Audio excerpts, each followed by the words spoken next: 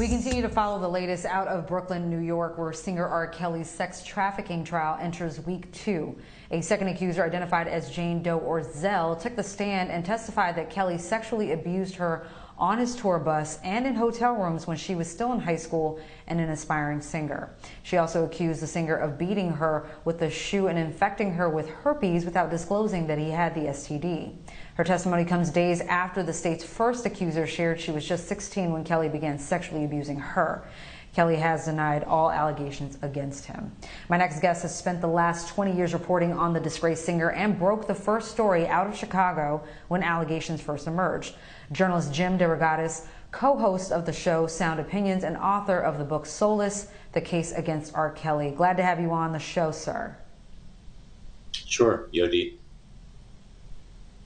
Jim, I'm not sure if you remember, but you and I were on CNN together back in 2019 talking about R. Kelly not being able to make bond for the charges he's still facing in Illinois.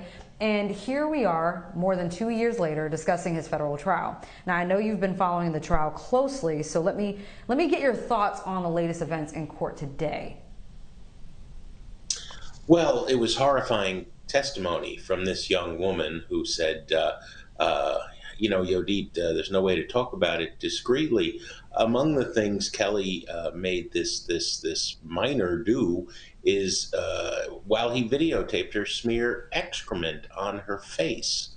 And then he chastised her and said she wasn't into it enough and she'd have to do it again.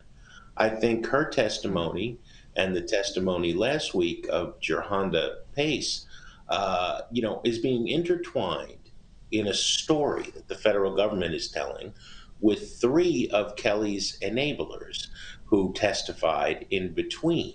A road manager who bought the fake IDs that allowed Kelly to marry Aaliyah, a studio gopher who would ferry young women to and from Kelly's studio and to his home, and notably a very wealthy, white, politically connected doctor who not only treated Kelly for his sexually transmitted diseases for 25 years, but palled around with him. The doctor and his wife went to a dozen Kelly concerts and flew around the country and went to his parties and went to his studio. The doctor made house calls. He never charged Kelly. They were at a cigar bar palling it up. The photo was entered into evidence in early 2019, even as Surviving R. Kelly was airing. And there were a lot of people for 30 years who allowed this behavior to continue when, if they had spoken out, perhaps it could have been stopped. 30 years. Now, for those who may not know just how far back your investigation and coverage goes, share with our viewers how you first learned about the allegations against Kelly back in 2000, and what led you to release that first article. Well, Yodit, I had heard, as long as I'd been on the music beat in Chicago, 1991, 1992, a now horrifying phrase that was always whispered in air quotes: R. Kelly likes them young. I had not thought about what it meant. No one else in the journalism world thought about what it meant. I reviewed TP2.com for the Chicago Sun-Times when it came out. I was the pop music critic. Roger Ebert was the movie critic. And I compared him to Marvin Gaye.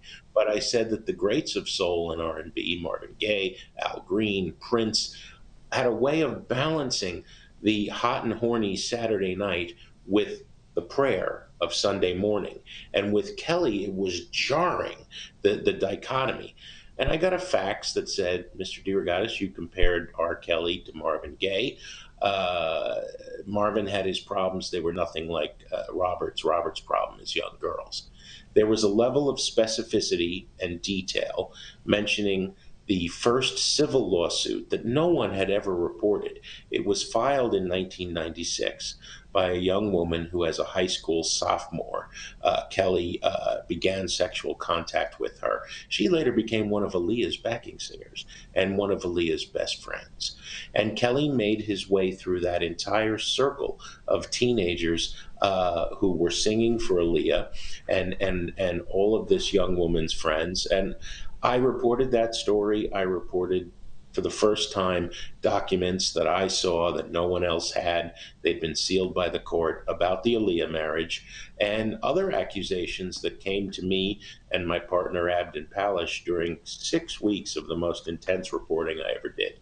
And when that story ran, December 21, 2000, everyone at the newspaper honestly thought this man would be stopped. And instead, it continued for 19 more years. I'm laughing only because it's so disheartening to me. Well, people knew of the allegations, and then the videotape was released years later. But people kept supporting him for years. Why do you think that happened? Was it just the culture there in Chicago? Why now, I guess, is everything sort of closing in on the man? Not just Chicago, Yodit. I always defer here to the women that I have been interviewing since 2000.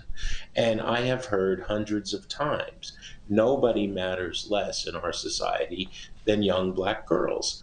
I think it's a fact. I think, they have said to me, many of them have said to me, if it was one white victim from the suburbs, this would have been a different story. Mm-hmm. But we were not believed. Mm-hmm. And I think that my reporting prompted finally the Mute R. Kelly movement, led by Orenike Odele and Kenyette Tisha Barnes, and that leads to Surviving R. Kelly. And suddenly you have woman after woman after woman after woman coming into your living room mm-hmm. and telling you their horrifying story. Now, I had heard these stories for years. I had sat with young women who showed me where they cut their wrists and tried to kill themselves after a teenage sexual contact with Kelly. I will not say relationship. But suddenly people had these experiences. And I think and that was part of it. And the other part of it, why has he been in jail for the last 2 years? He can't make bond. He is, by his own, he sang this in the last song he ever released, I am a broke-ass legend. I think that if he was not broke, if he was still at the top of his fame, I don't think we'd be seeing justice now or him being held to account.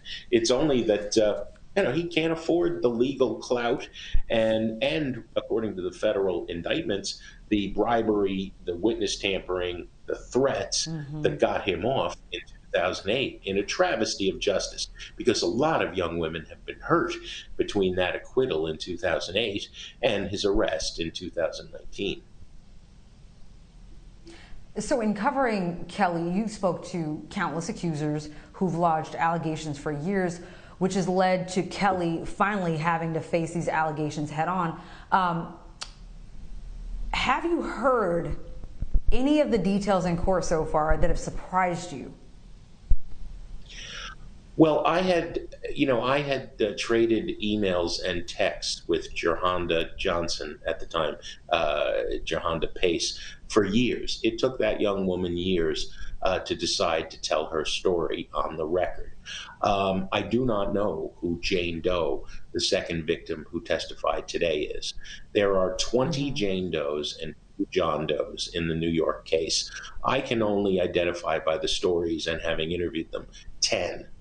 So there's 12 additional witnesses whose stories I never heard. I always said mm-hmm. that this behavior was such that I think everything I reported in 20 years was the tip of the iceberg. You said countless women. I know the stories and names of 48, but I only know wow. 10 of the 20 in the New York case. And I am certain that number is in the hundreds, Yodit, which is just, it breaks my heart. And those women who have spoken out are incredibly brave. The reason he's on trial in Brooklyn is 20 years of those women coming forward and telling their stories because they wanted the behavior to stop. Absolutely. All right, your book, Soulless. Can you share with us some of the stories of those young women? How many of the Jane Does have you been able to interview for the book? There's 48 whose stories are in that book. Okay. Some of them to this day remain anonymous, but I interviewed them. The reason I wrote the book was, one, to show the courage of the women, but the bigger story, Yodi, you and I are journalists, right? How did this happen for 30 years? Well, this man sold 100 million records, his own and those he produced for artists ranging from Justin Bieber and Celine Dion to Lady Gaga. How did this Hmm. happen? Thousands of people knew. And it's the systems that failed: the churches, the schools, the courts. Much of journalism, they all failed these victims. And that's, I was trying to look in the book at how the hell this happened. So if we expose it, it possibly cannot ever happen again. I understand the power of his music. You know, if Step in the Name of Love was your wedding song, and I Believe I Can Fly played at your kid's kindergarten graduation, and Ignition Remix powered every backyard barbecue you've ever been to, those Hmm. songs are Hmm. yours as much as they are his now.